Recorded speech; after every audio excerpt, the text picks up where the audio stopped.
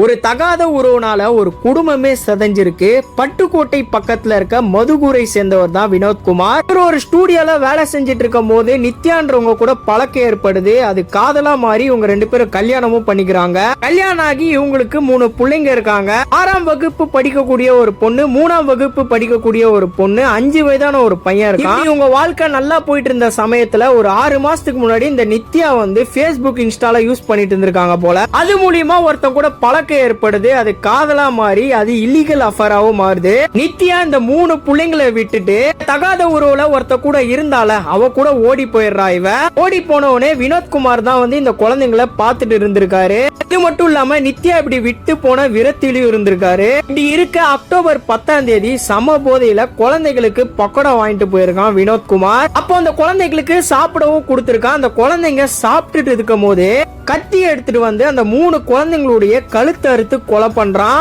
இந்த நித்யா எவன் கூடிய ஓடி போன விரத்தில இந்த 3 குழந்தைங்களை அறுத்து கொண்டு இருக்கான் அந்த சைக்கோ தாயோலி. ஏண்டா அது உன்னுடைய குழந்தை தான்டா, அந்த குழந்தைய எப்படா கொல்ல உனக்கு மனசு வந்தது? ஒரு பாவமும் பண்ணாத இந்த குழந்தைங்களை இவன் கொண்டு இருக்கான். நீங்க இதை பத்தி என்ன நினைக்கிறீங்க அப்படின்னு சொல்லிட்டு உங்களுடைய கமெண்ட்ல சொல்லுங்க. மறக்காம ஃபாலோ பண்ணி கொஞ்சம் சப்போர்ட் பண்ணுங்க.